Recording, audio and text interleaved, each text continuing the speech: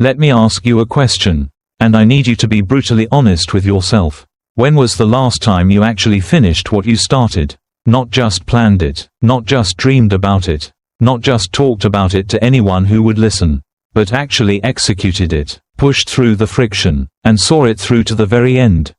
You are sitting there right now, scrolling, consuming piece after piece of content, waiting for that magical, overwhelming burst of motivation to finally change your life. You look in the mirror and tell yourself, tomorrow is the day everything changes.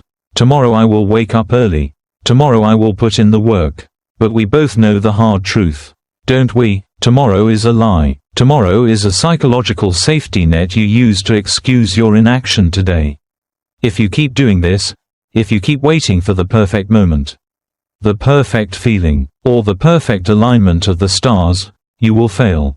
It is not a probability, it is a psychological certainty. You are slowly, quietly bleeding out your potential, trading the life you could have for the temporary, numbing comfort of doing nothing. If hearing this makes you uncomfortable, good, that means you are waking up. That means you are exactly where you need to be right now. And this message is meant specifically for you. If you are finally ready to break out of this endless cycle and face the hard truths that lead to actual, tangible growth, do me a favor, hit that like button and subscribe to the channel. We do not deal in toxic positivity here, we deal in reality, human behavior, and genuine transformation. Let's take this journey together. Now, let's talk about why you are doing this. I need you to understand something crucial. You are not inherently lazy. Laziness is a conscious choice to do nothing and feel perfectly fine about it.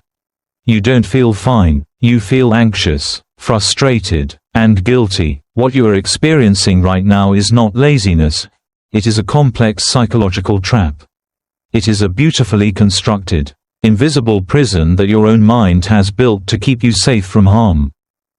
In behavioral psychology, we often observe a phenomenon known as learned helplessness. Imagine an adult circus elephant tied to a small, frail wooden peg in the ground. That massive animal could easily rip the peg out and walk away. But it doesn't. Why? Because when it was a baby, it was tied to that same peg. Back then, it pulled, struggled, and fought, but it wasn't strong enough to break free. Eventually, the baby elephant learned that resistance was futile and stopped trying. Now, as a powerful adult, the elephant stays tethered. The physical chain is irrelevant. The true chain is in its mind. You have your own wooden pegs. Somewhere along the line, you failed. Maybe you started a project that collapsed. Maybe you were rejected. Or maybe you tried to build a discipline that didn't stick. Your brain, functioning exactly as it was evolutionarily designed to do, logged that emotional pain, to protect you from ever feeling that specific disappointment again. Your subconscious built an invisible cage. It whispers to you, why try again? You know exactly how this ends. It's safer right here. So, you stay in the cage. You convince yourself that playing it safe is just being realistic. You have conditioned yourself to be helpless. But your brain is incredibly deceptive. It knows that if you just sat there doing absolutely nothing, the guilt would eat you alive. So, it gives you a pacifier. It introduces you to the illusion of productive procrastination.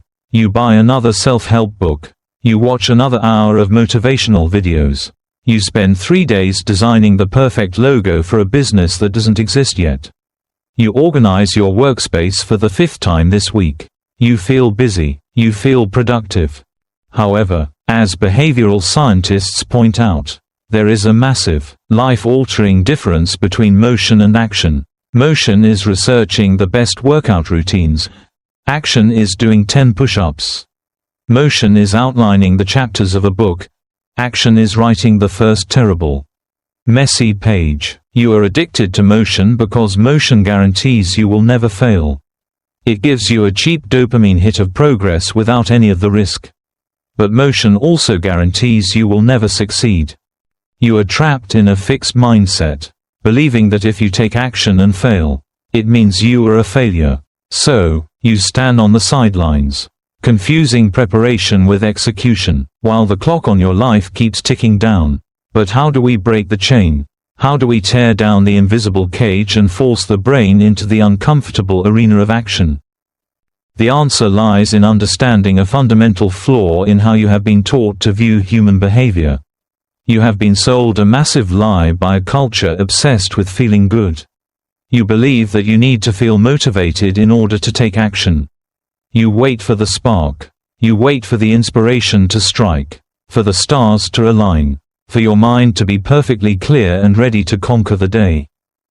But as a behavioral psychologist, let me give you the single most liberating piece of science you will ever hear: action does not follow motivation.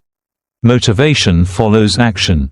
Your brain is a prediction machine. When you sit on the couch, your brain predicts that you are resting, so it turns down your energy levels and makes you feel lethargic. But the moment you stand up and physically start doing something, even if you hate every single second of it, even if you are forcing yourself through pure, agonizing willpower, your brain recognizes the movement. It says, "Oh, we are doing this now," and it begins to release the neurochemicals, the dopamine, and the adrenaline required to sustain that action. The momentum is generated after you push the boulder, not before. This brings us to the most beautiful, hopeful mechanism built into your biology: neuroplasticity. Your brain is not a hard drive with a fixed capacity and a rigid operating system. It is a living, breathing, malleable organ. Every single time you choose action over motion, every time you step into the arena of failure instead of staying in the invisible cage, you are physically rewiring the neural pathways in your brain. You are carving a new road through the dense jungle of your old habits. The first time you take action, it feels like hacking through thick vines with a blunt machete. It is painful, exhausting, and terrible, but if you do it again tomorrow, the path is a little clearer. Do it for a month, and it becomes a dirt trail. Do it for a year, and it is a paved highway. You literally change who you are at a biological level. You do not have to be the person who quits. You do not have to be the adult elephant tied to the wooden peg. You have the power to pull the peg out of the ground. Not by thinking about it, but by moving your feet. So, I need you to stop beating yourself up for the years you feel you have wasted. Let go of the guilt of the neglected projects, the abandoned gym memberships, and the ignored ambitions. That was the old you, operating on a faulty script, trying to survive in a cage you didn't even know you were in. Forgive that version of yourself. Take a deep breath, look at the horizon, and realize that today, right this very second, the rest of your life is entirely unwritten. You are standing at the edge of your own greatness. The potential inside of you is terrifyingly vast, but you cannot unlock it by staring at the mountain and obsessing over how hard the climb will be. You unlock it by looking down at the ground and taking one single, imperfect step. Do not try to build a massive, perfect wall today. That is the fixed mindset setting you up for failure. Instead, find one brick, just one, and lay that brick as perfectly as you possibly can. Shrink your requirement for success down to the micro level. Tell yourself, I will write for 5 minutes. I will put on my running shoes and walk out the front door. That is it. Break the illusion of the monumental task and focus purely on the immediate execution. Let the momentum take over. There are 2 types of pain in this world, and you cannot avoid them. You get to choose which one you endure. There is the pain of discipline, which weighs ounces, and there is the pain of regret, which weighs tons. If you keep doing what you are doing, if you keep waiting for tomorrow, you are choosing the crushing weight of regret. You are choosing to arrive at the end of your life and meet the person you could have become, only to realize you are complete strangers. But you don't have to choose that. You can choose the sharp, brief, beautiful pain of discipline. You can choose to be the author of your own rescue. Here is your call to action. I do not want you to watch another video after this. I do not want you to write down a massive, overwhelming plan. I want you to close this app. I want you to pick the one thing you have been avoiding, the one thing you know you need to do, and I want you to spend exactly 10 minutes doing it. Embrace the messiness. Embrace the imperfection. Step out of the cage. Lay your first brick, and prove to yourself that you are finally ready to live. Now, go.